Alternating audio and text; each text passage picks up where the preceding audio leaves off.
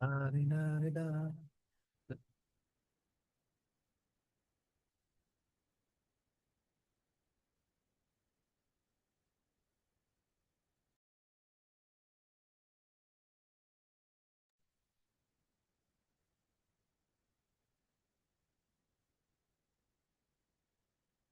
Eric, looks like my camera is not working this morning.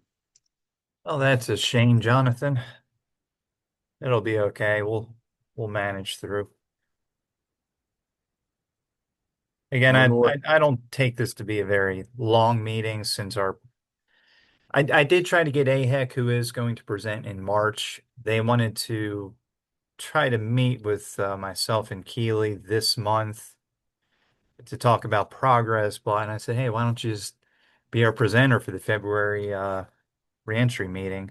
And they came back and said they want to, not enough time to prepare. So they are going to plan to present in March, which is good. And I just sent Jim Murray an email confirming this. It sounds like they're doing good stuff over there in Mineral County. Well, they're actually in Allegheny County, but they have a lot of individuals in Mineral County, West Virginia. So we partner with them a lot.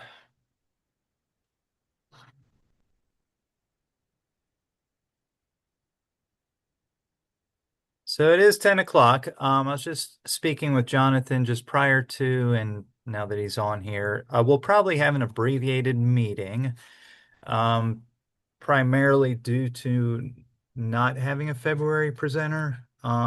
We should have one in March. And as this meeting, hopefully we get a few more people joining on. Um, Kind of like some input too on who you guys would like to see present. Maybe you have some suggestions, recommendations, or maybe you yourself would like to present at one of these upcoming meetings. We always encourage, anybody who's willing to share to be a presenter. It helps us greatly. Um, so any thoughts would be heard and greatly appreciated.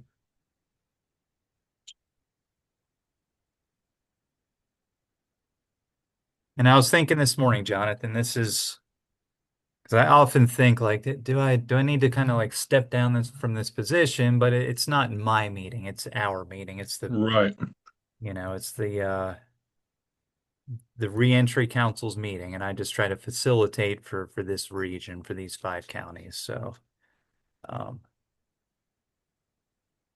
as long as nobody wants to see me step down, I am more than happy to Oh, do no, no, so. no, no. You're doing good, dude. But I question myself sometimes. I'm like, do I probably would be beneficial to the council to have someone who would devote a lot more time to this. But again, it's not my meeting. I just, uh, I don't know. I just chair it. I was voted chair, but um, like they say in the AA and A world, it only takes two to have a meeting, and a meeting is better than no meeting, right?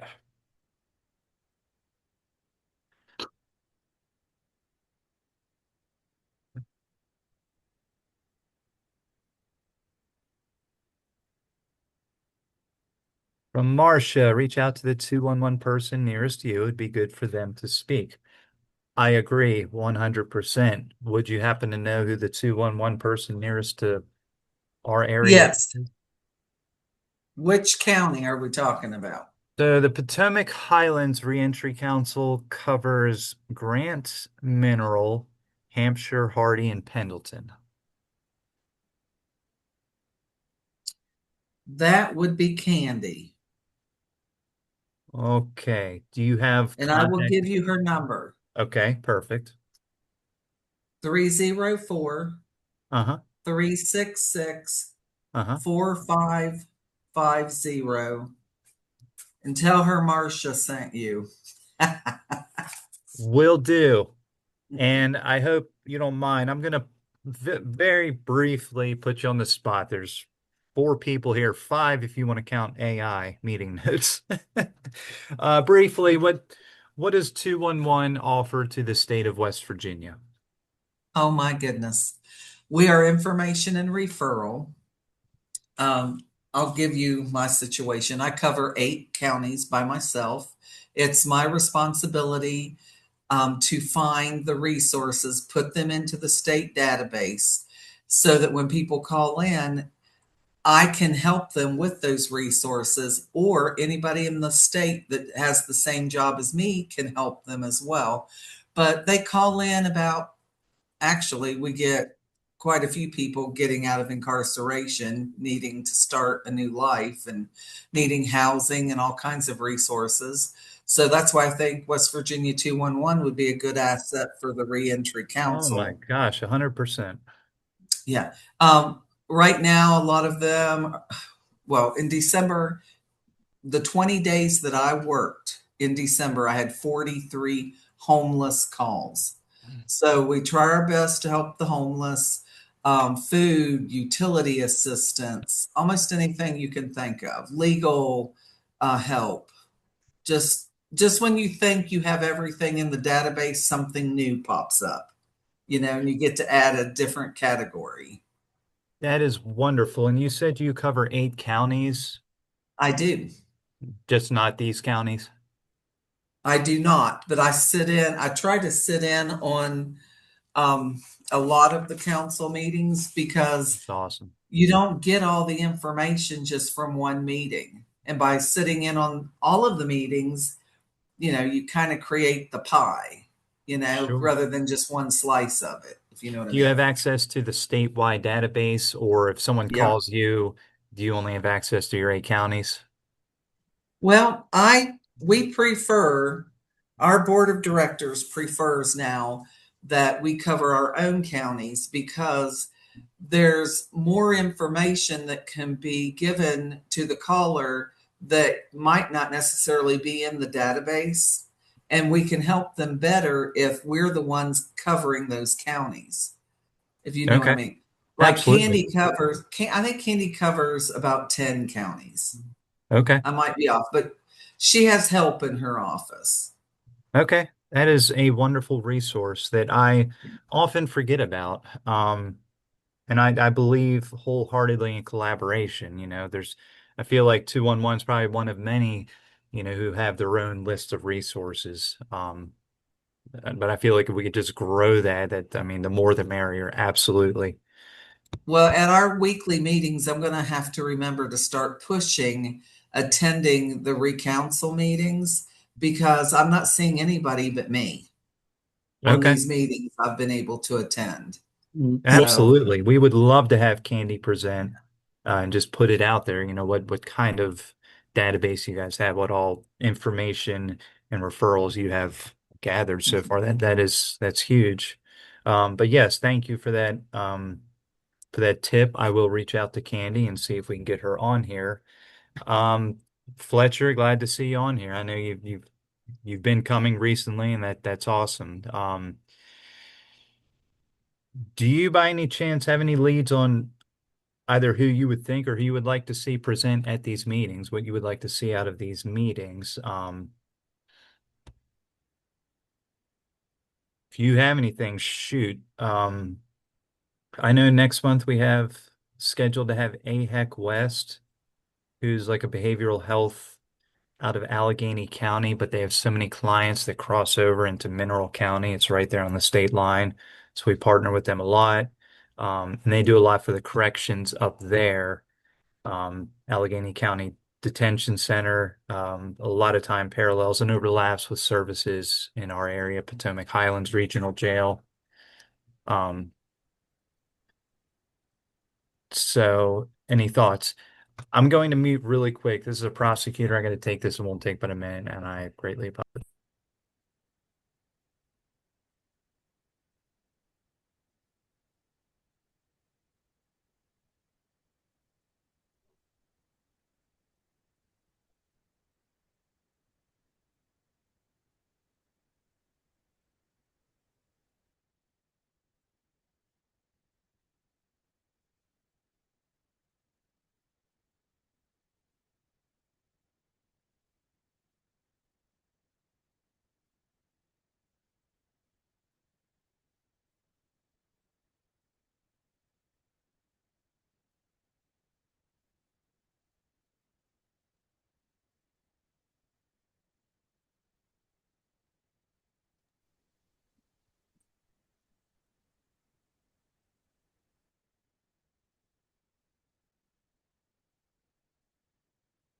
Kenny, is that you logged on? Yeah, Okay.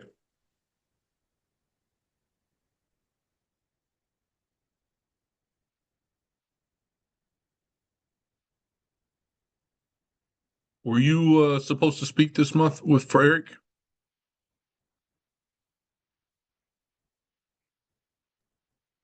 Sorry, I'm back. What was that, Jonathan? Oh no, I just saw that Kenny logged on, and I didn't know. Oh, good. That would be absolutely amazing. And you know what? I'm glad Kenny's on because I felt bad since the January meeting didn't pan out. And then Kenny said as far as he knew, he couldn't present at this meeting.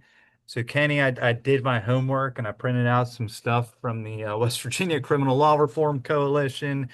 Um, and then that polling, which I found very interesting and actually very encouraging with the overwhelming bipartisan support for criminal justice reform. That's awesome. And I have this printout, and I was going to kind of like go over this stuff, but the man himself is here, and that would be awesome. Do you have time to, if you don't want to do a full presentation, do you want to kind of update us? Because I know I would love to hear where we're at with some of these House and Senate bills and what we're looking at on the state level. That'd be huge. yeah. Sorry. I will be happy to talk about what's going on at the legislature. I've been pretty sick this week, Sorry. and so I'm still getting over stuff. But yeah, I'll be happy to, um, if you guys um, would like me to as well.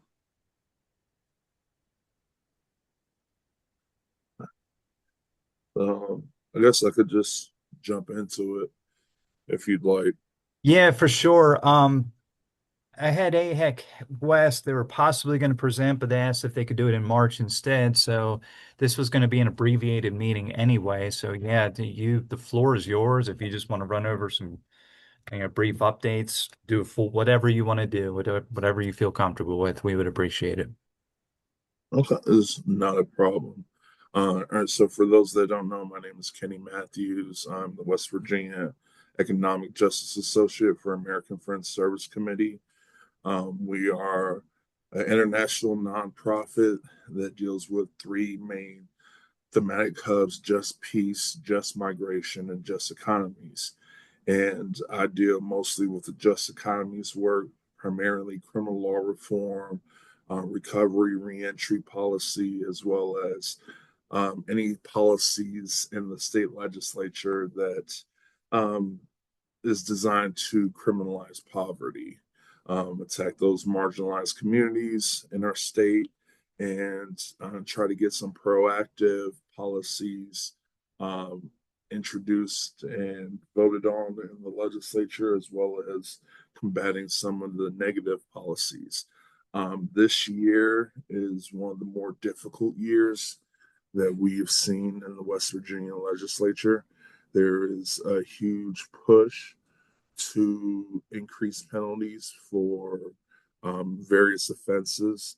Um, for those that haven't been following, we've sent out several action alerts within our coalition, and I'm going to put my email address in the chat as well as our Facebook page link, so that if you want to stay in contact, say what's going on, I'll be happy to do that for you.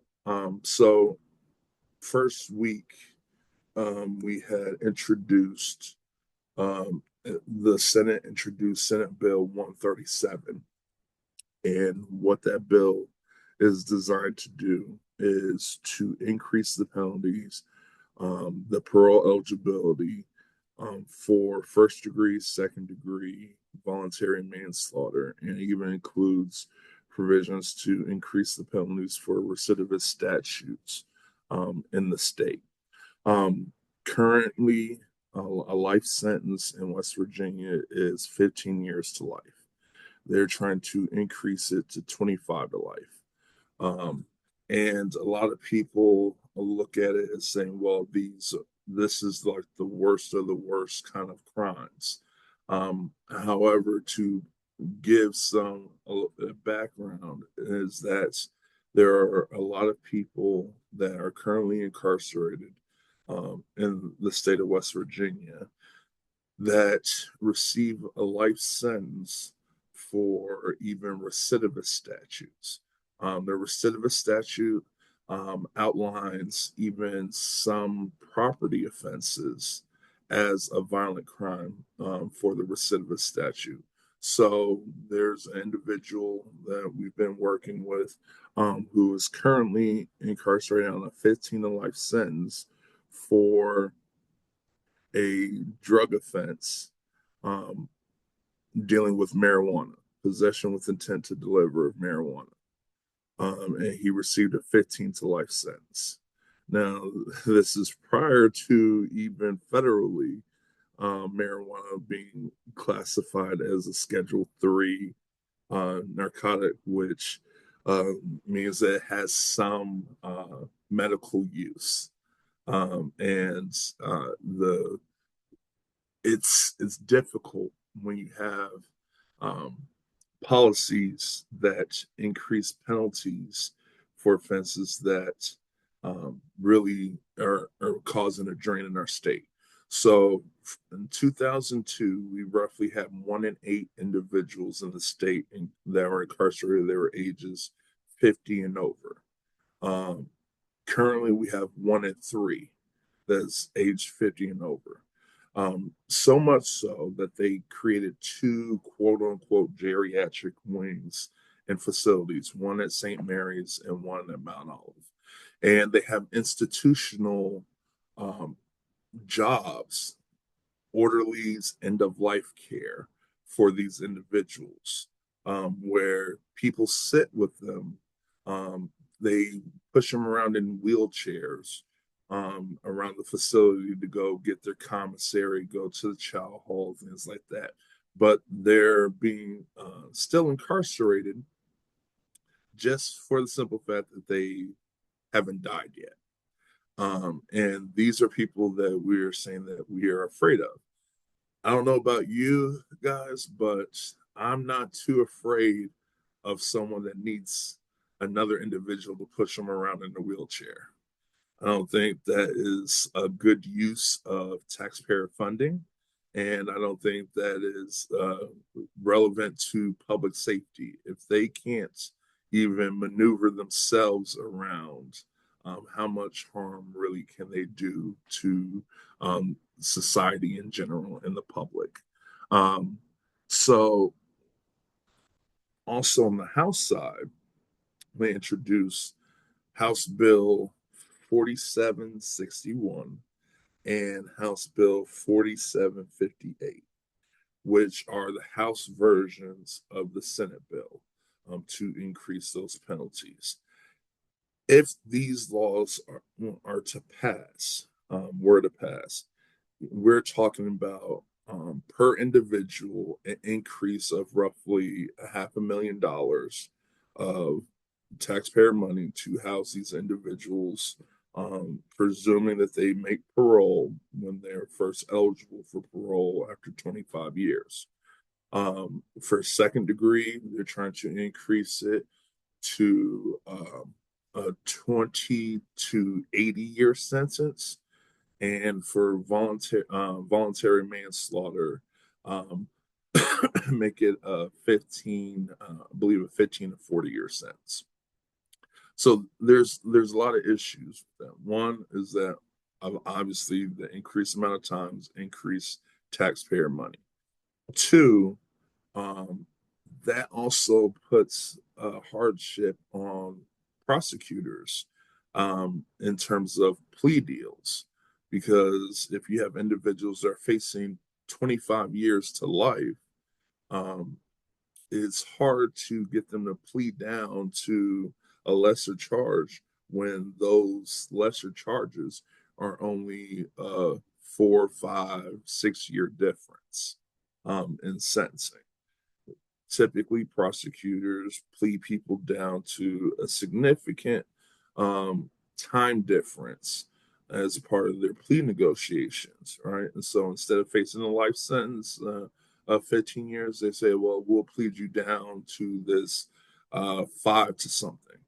Or we'll give you a flat sentence of 20 years, you're parole eligible, and 6, and different things like that. So now that they are introducing these bills, is going to create an even worse overcrowding problem within the state DCR, which also is going to increase the jail bills for the counties because these individuals are going to have super high bails. So they're going to be in the regional jails longer. They're going to be potentially fighting their cases instead of taking plea deals, because my history with the criminal law system is that I was incarcerated for 12 and a half years on various charges, typically drug related charges. Now, if I were to, let's say, be arrested for um, first degree murder or whatever, and they're talking about 25 to life versus, second degree, a 20-year sentence, or voluntary manslaughter, 15-year sentence. Me, myself, in that kind of um, thinking related to those crimes is I'm going to take it to jury trial, because hopefully I can convince a juror, at least one juror, that I'm not guilty of first degree murder. And so it's going to cost the state more money for trials. It's going to cost the state, the counties, more money in housing incarcerated folks in the regional jails prior to sentencing and prior to going to the DCR. And it's just overall bad policy. They try to use data from other states to say, well, we're one of the ones that has less time for these offenses, which is a misnomer because there are several states surrounding us that have 15 to life sentences. And one of the states that they use for the data, a couple of states that they use for the data, Pennsylvania and Virginia, are Commonwealth states, which don't have the same type of system as we do. And I find it interesting is that when we're talking about proactive policies like second look sentencing, things related to recovery and reentry, they're quick to say that those other states are different than us and we can't do policy based off of those other states. But when it comes to increasing penalties, they're real quick to use data from those other states and say, well, these other states do this, so we need to do this. Um, so I find it interesting that they use that as an argument a lot of times when they're introducing these policies. Now, there's also, and I'm going to look up the House bill number is, I believe it's 4606. And this is a House bill that I believe yesterday was on second reading at the second reading for the House side. And what it's going to do is going to restrict magistrates from being able to provide PR bonds for felony offenses. So again, for any felony, they're going to restrict the magistrate from being able to institute a PR bond. It doesn't matter what the felony is. It can be felony destruction of property or a felony evading or even felony, larceny, things that typically would be eligible for a PR bond. Now, the code in West Virginia is fairly clear about what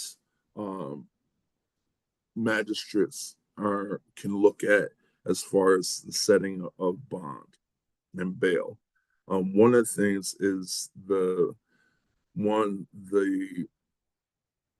community interest of safeguarding the community. Two is whether or not the individual has extensive ties to the community. Third is their ability to pay. Fourth is the whether or not the person is likely to show up for subsequent hearings. If we remove the ability for magistrates to give PR bonds, that's going to increase the jail bills around counties, and there's several counties in the state, roughly 10, that are historically are over their jail bills every single year, to the point where some counties are even like basically going bankrupt because of their jail bills. One county being Mingo, they have huge jail bills every single year. And so when you restrict the magistrate's ability to give PR bonds, it's going to increase the amount of people that are incarcerated in the regionals prior to any convictions. And some of those offenses, a lot of times, are pled down to misdemeanor offenses, um, because of either statutory stuff or the prosecutors wanting to get these charges off the docket. So you're going to have a whole lot of people sitting in the regional jails, um, prior to the circuit court revisiting the bond issue, that is just going to overcrowding is already horrible in the regionals. We're still roughly 25% overcrowded in the regionals, as a whole, and the jail bills are going to increase exponentially.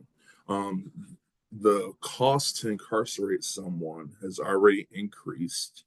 Um, and so it was approximately like $45 a day. That has increased to like $61 a day to incarcerate somebody. So that's just going to exponentially add to that cost. Not to mention medical care, not to mention transportation to or from court, staffing hours, all these things. And the DCR is still understaffed.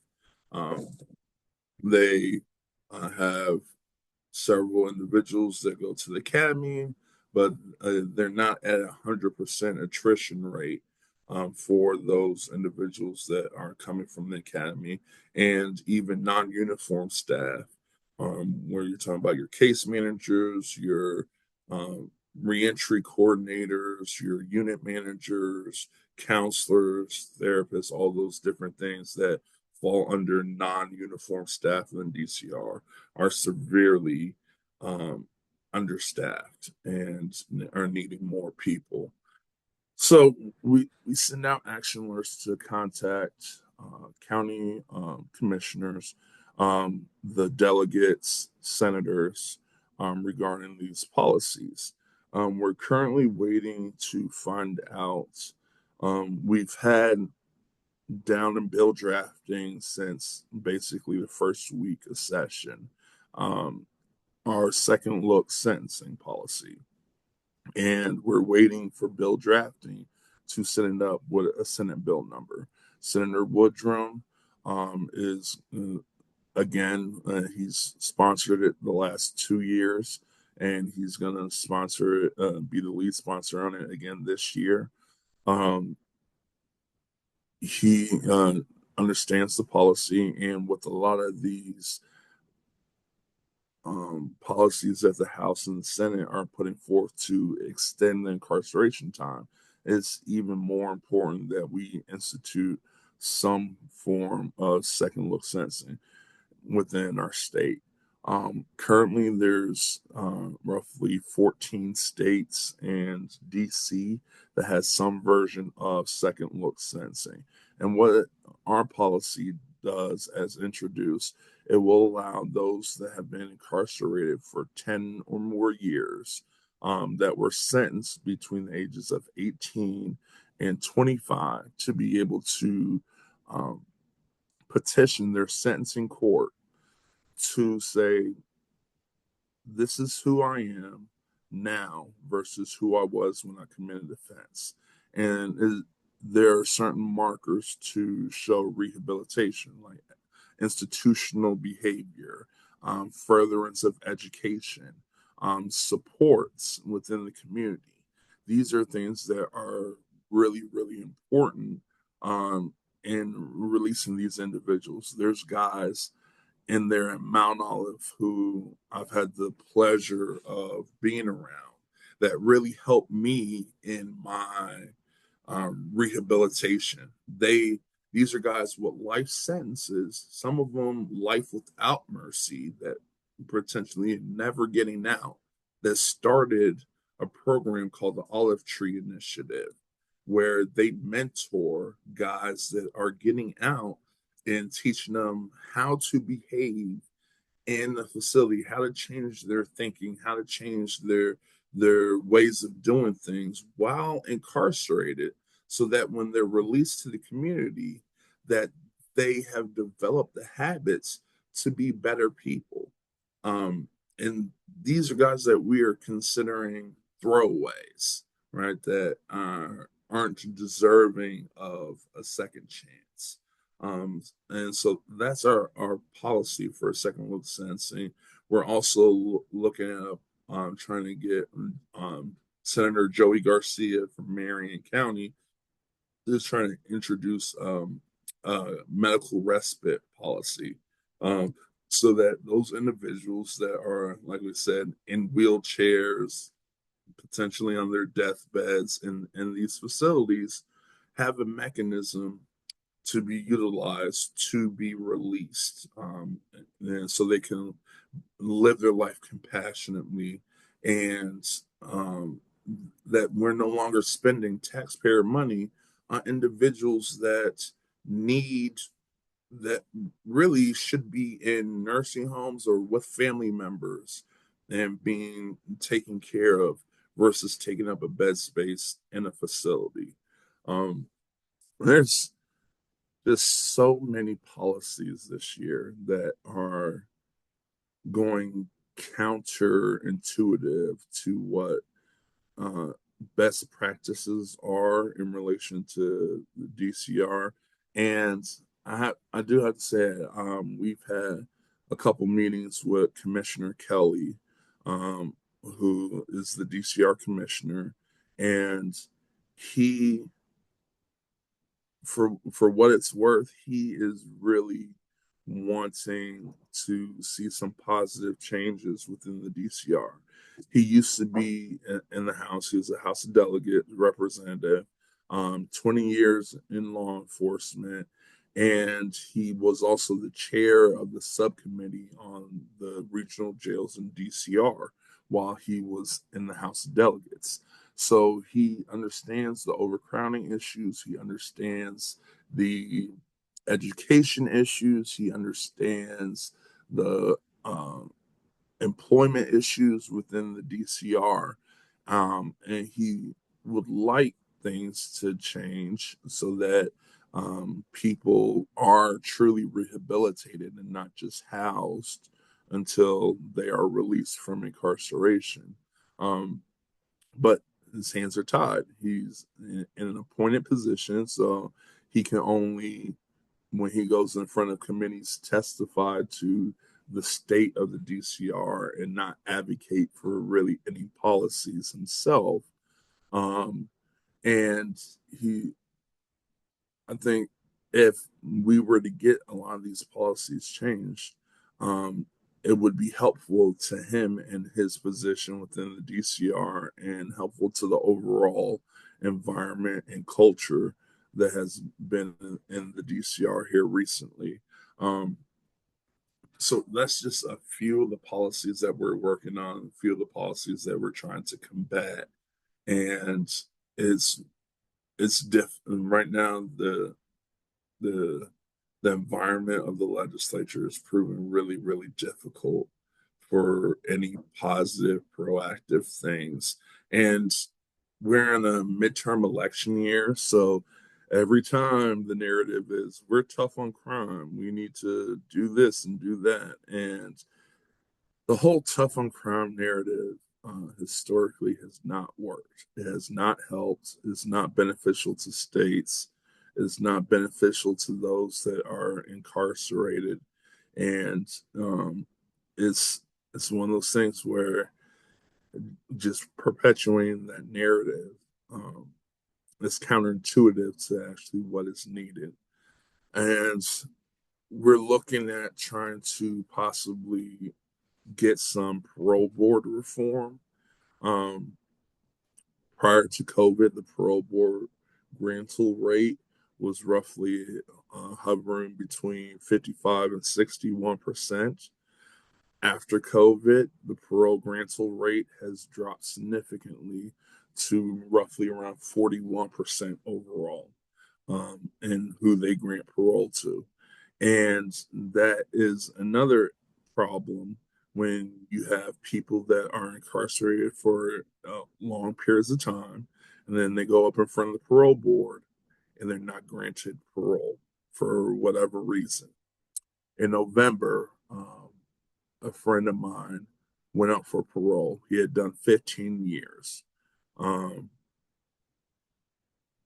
he did everything positive that could be asked for, right? He got a bachelor's degree. He didn't have one single, not one single disciplinary infraction for the entire 15 years that he was incarcerated. In fact, the parole board even mentioned it that his last disciplinary infraction was from 2002 on a previous incarceration. He helped develop the Olive Tree Initiative. He is currently the campus pastor at St. Mary's facility. He does mentoring. He also is an orderly and helps with the geriatric wing at St. Mary's with end of life care.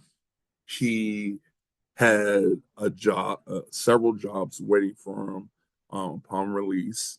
He wasn't paroling to the same area. He was paroling to a new area, had a house, a Christian guy who owns several houses and rental properties agreed to rent him a house for him to return. He had several supports, family, friends, community members, um, every basically he was the poster child for rehabilitation, reentry, recovery.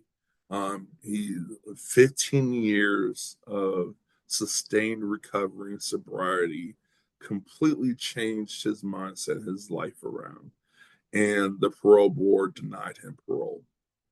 And the only thing that they said in his denial was the nature of the offense.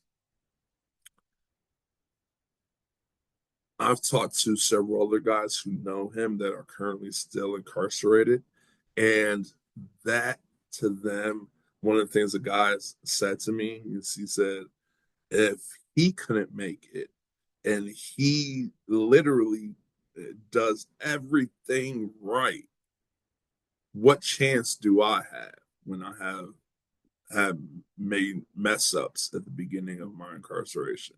What chance do I have?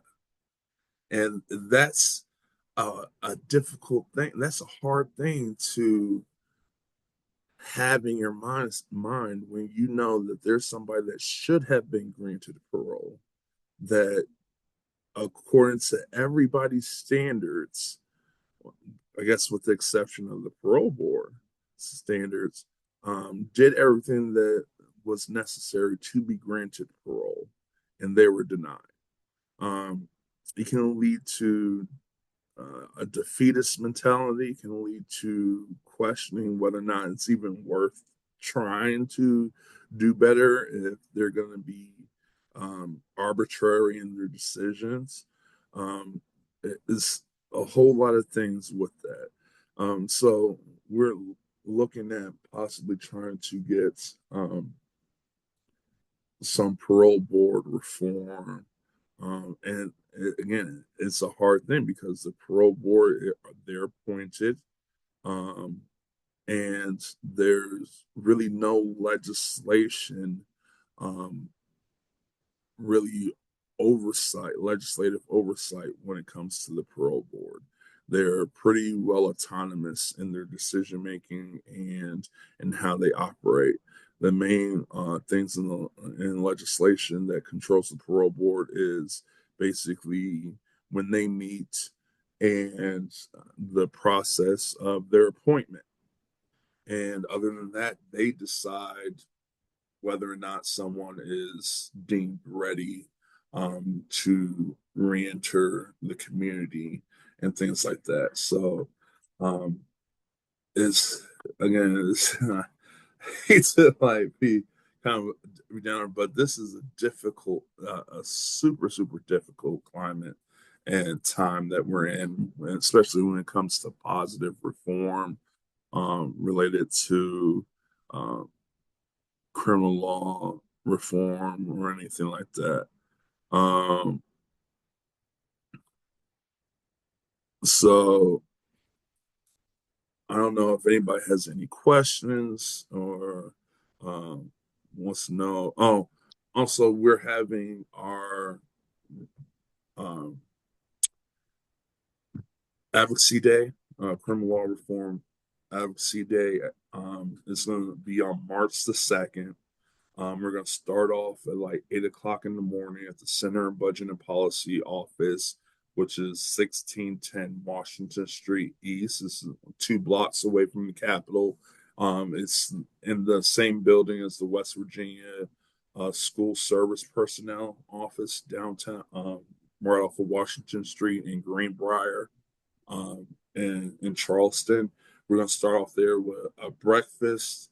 We're going to have some one pagers for advocacy efforts. We're going to get people in groups, and then we're going to head over to the Capitol and spend the day meeting with legislative members regarding all types of positive priorities like education,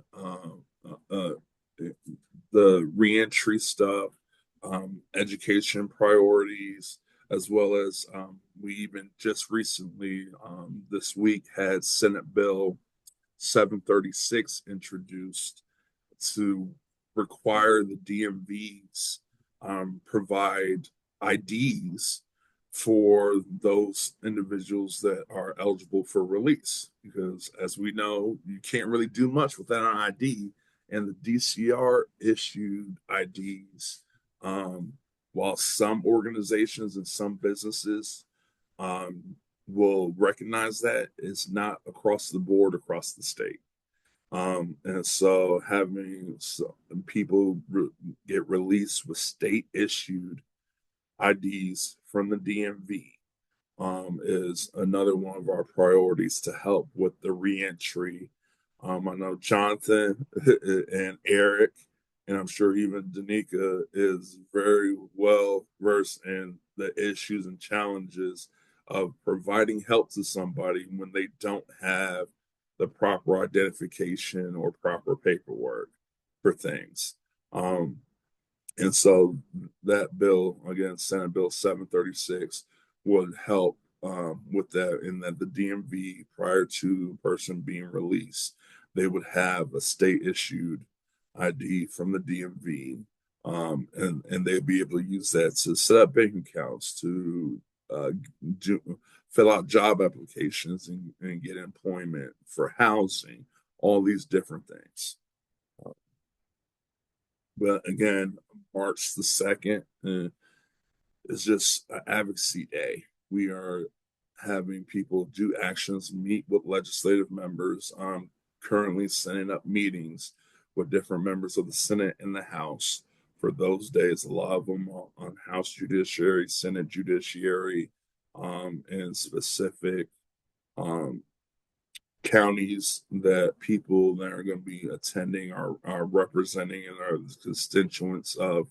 And the main thing that I tell everybody is, regardless if you can be up there at the Capitol, um, I get paid to do that, to be there at the Capitol on a regular basis and interact with these legislative members. Call, send emails, really engage with the legislature, especially right now. I mean, we're in an election year, a midterm election year. They need to know what the priorities or what their constituents want as their priorities.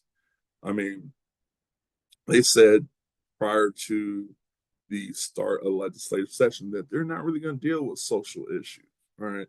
And then one of the first bills that they even advanced was a social issue. And they're going to deal with the budget and economic jobs and all this stuff. And it's like, yeah, there's a few bills that deal with that, but the majority of the bills that they're putting forth and that they're really pushing right now are things that, one, are not economic related, or economically sound, and two, or have a whole lot of social justice ramifications. Um, they put forth a bill where, in the same bill as to prevent magistrates from giving PR bonds to those with felony offenses, that bill was initially touted as a bill to have magistrates look at the citizen status of individual in consideration of bond. Like, they kind of do that already. You don't have to have that necessarily written out in code saying you have to look at whether or not someone's documented status, and the issuance of a bond for somebody. They do that already as part of looking at their ties to the community and whether or not they're a West Virginia citizen or a United States citizen. They already do that, but they want to constantly, put forth all these social issues and social justice attacks, and really not look at the issues that are really truly important. As Eric mentioned, there is overwhelmingly bipartisan support for criminal law reform in the state, right? Whether it's Republican or Democrat, the majority of people in the state of West Virginia, well over 60% of the population, believe in criminal law reform. Well, why aren't criminal law reform efforts being truly advanced and advocated for? Is because while people may say that they're for that, they're not engaging in the process to put pressure on the legislative members that these are priorities. Recovery, reentry, criminal law reform, housing insecurity, food insecurity. I mean, we have counties in southern West Virginia without running drinkable water for the communities. You would think that those issues would be the priority for the legislature, not whether or not fourth grade, eighth grade, and 10th grade U.S. history classes have a specific Bible in their classrooms as a resource. You would think that it would be different, but it's because I think personally, I think a lot of people are jaded with the legislative process and are like, these, representatives are going to do whatever it is that they want to do, and so then they don't get involved in the process and really don't take um, their power in what they can actually advance or not advance. And so I think having our advocacy day will allow a lot of people to, one, have a community of support so they don't feel like I'm just up here by myself doing this stuff. I have support and backing of other like minded individuals to talk to these representatives and these delegates and senators. And it allows them to see how impactful their voice actually is in the process, which is something that I found that regardless of what you believe, or regardless of what you advocate for, having that personal sort of, this is why this affects me and this is why this issue is important to me, is really helpful with a lot of the legislative members. And they say all the time they want to hear from their constituents, they want to hear from people in their communities. So I think it's time that we really advance that. So we continue to have action alerts. We have our criminal law reform Facebook page that people can like, share, follow, where I put on um, different updates on what's going on at the legislature, and really try to get, you know, the education aspect of what is happening out there to individuals. That's awesome, Kenny. I'd so appreciate you getting on the spot and kind of going over all this stuff. I was just going to comment on it. I can't remember the numbers. You say 4606, the one restricting magistrates from issuing PR bonds. I've Yeah. had issues with that for years. Pretty recently, maybe Hardy didn't get the memo. Maybe they think it's already a law. Hardy County just recently told me that they couldn't give a PR bond, and I've heard that a couple times, like legally couldn't do it, but they could reduce it. So they could reduce it down to $1,000 cash surety. I don't know if that was just to squeeze this individual. Luckily, this individual was able to post that, but it doesn't make sense because how come the other four surrounding counties PR bond all the time? It makes no sense. I've seen Mineral get frustrated that a magistrate would give a PR bond, and they said they're actually not opposed at all to a PR bond, but they want to see it bound over to circuit because that way, if they gave the PR bond in circuit court, that person would be under bond supervision. So I've seen that, and that kind of makes sense. But for again, Hardy County to tell me well, we would, but we can't legally do that.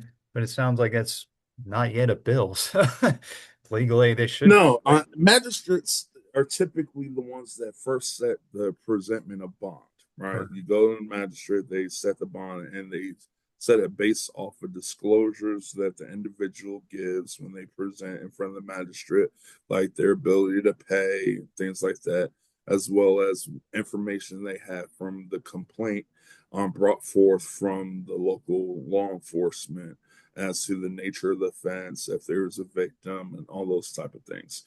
So the magistrate can most definitely set a PR bond. And statutorily, as it is right now, they're actually supposed to give a PR bond for a lot of offenses that they don't. And especially offenses where there hasn't been violence committed against a victim, and that it is likely that the person would appear. And so the you're there, they have a least restrictive means doctrine and code, where they're supposed to provide the least restrictive means of ensuring that an individual returns to court to face their charges.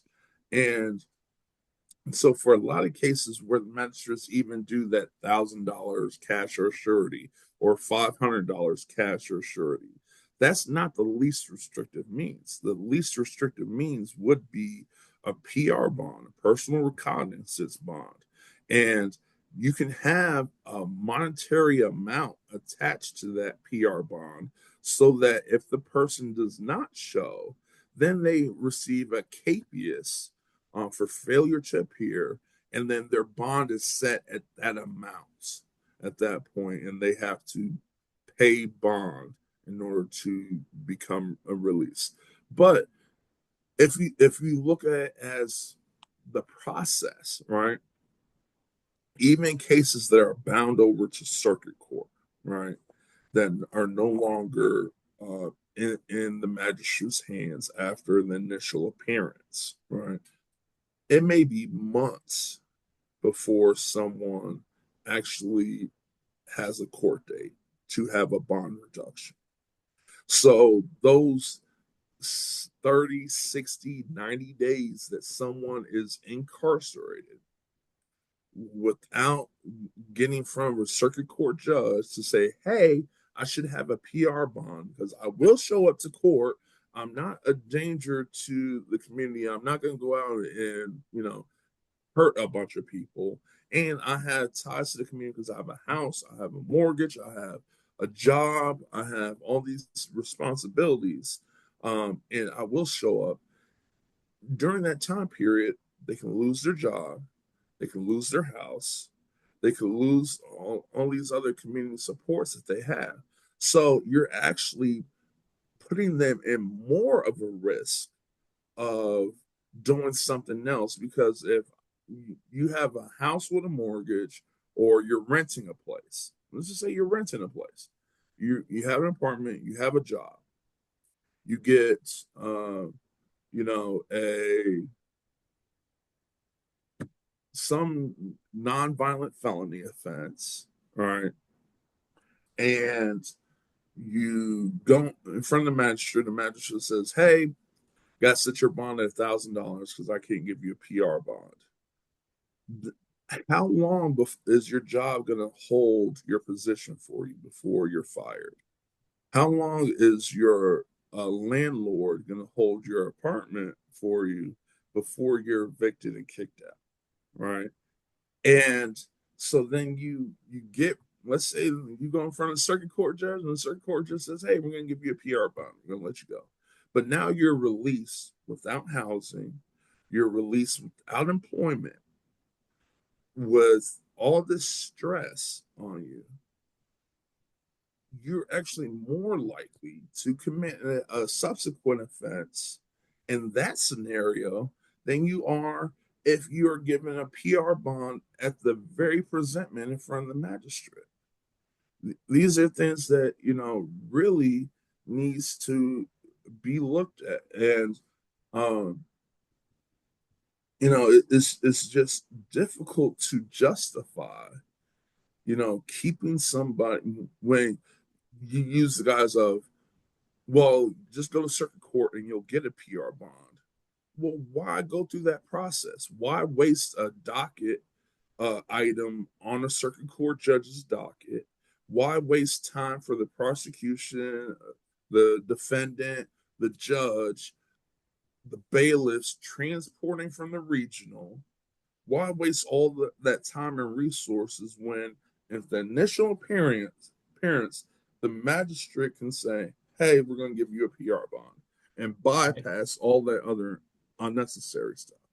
Right. It's $60 to $61 a day, no less, for them to Yeah, sit here until they get into the circuit, right? absolutely. It's crazy. Yeah, again, I And that's really not, appreciate that. It's super informative. The only thing I wanted to quickly run by, I don't have much to get on a soapbox today, but my grant funding with the position I have used to cover all kinds of recovery literature. I mean, we could get boxes of the NA books, AA books, all the different recovery Bibles, Celebrate Recovery. And at least in this past grant cycle, they've changed it, and I can only get opioid use disorder workbooks that I can work on with individuals. It's kind of a shame because, again, we used to order all and provide these NAAA books, workbooks, to different meetings going around. It was very beneficial, and the regional jail. But the regional jail, at least ours, Potomac Highlands Regional, the inmates have become pretty accustomed to this book right here, the Life Recovery Bible. I'm sure some of you are familiar. And so we've had a lot of requests from the unit manager there, and she was very disheartened to hear that our grant funding can't get these books and we can't drop boxes and boxes off. So the only other option, if anybody has any interest, the guild can order these. We can send you an invoice if you know any local churches that may want to donate. We had one local Walnut Church of the Brethren did donate the funds, and we ordered 24. It's not many, 24 Life Recovery Bibles. And I dropped those off to the regional jail, and the unit manager did come back with some feedback, and she's like, "Hey, so and so and so and so, they're very thankful they got this Life Recovery Bible. The inmates love it. And I'm thankful that they actually, do provide those to the inmates upon request. So if anybody's interested, please let me know. I can send an invoice of how much they cost and who you can um, send funding to at the guild. We'll place an order and get those to the jail that they can disperse to inmates. Anyway, I just wanted to run that by you because it's a shame. Like I said, we could order boxes and like a truckload of books, recovery literature, and unfortunately, my grant funding has altered, what they'll allow us to have. It's a shame. But other than that, like I said, AHEC West will present next month out of Allegheny County in Maryland. They do a lot of work with the inmates at ACDC, Allegheny County Detention Center. And since we have the adjacent Mineral County here, which houses inmates of Potomac Highlands, we have a lot of back and forth. We have numerous inmates who either actually have a detainer out of ACDC or vice versa. So they're, crossing state lines quite often. So they're going to come present at some plans that they have coming over into West Virginia, into Mineral County. So if you guys are available, I believe that's March 5th from 10 to 11 is our next meeting. Look forward to seeing those guys. And if you guys have anybody you would like to see me try to reach out to present, um, I will do so because I need presenters for upcoming meetings. Um, Kenny, I will check on March 2nd. For that Advocacy Day Criminal Law Forum. Is that Sarah Whitaker's organization? Is that where you? Oh, we're partnering with them. It's our General Criminal Law Reform Oh, it's Coalition. okay. We're partnering with the Center and Budget Policy, their coalition Right. member, as Okay. well as the ACLU, stuff like that. So we're really trying to get as many people as possible to the Capitol on that Okay. day to advocate for different bills and policies that we want to see put forth and Awesome. hopefully stop some bad stuff. That is right before crossover day. So Okay. that's the reason why I chose that date. March the 4th is crossover day, which is the last day that bills have to be read and voted on for the third time on their respective floors of their points of origination. So a Senate bill has to be read and voted on by March 4th for the third time in order for it to go over to the House, and vice versa. So there are a lot of the policies that don't get read that third time. That is like their death day. So a lot of negative policies that we want to try to prevent, positive policies that we want to put forward. That week is a huge week. That Monday, Tuesday, and Wednesday is huge for those type of things, which is why we chose that. And that's when getting people there, advocating voices on those different things is truly crucial at that moment. I'll see what we might be able to pull off, and it's a long trek across the state, but it's for a good cause. I do have 1610 Washington Street. Do you know roughly like what time everyone's meeting for the early breakfast? Yeah, the doors at the Center and Budget Policy will be open at 7:30, but typically people are going to be arriving there around 8.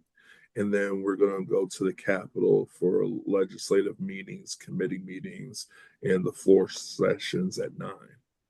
Okay, perfect. Okay, no promises, but I will run it by the team, see if we can make the trip. We've done it before and we loved it. We learned a lot and we, had a good time trying to advocate, do good work. Does anyone else have anything they'd like to add or?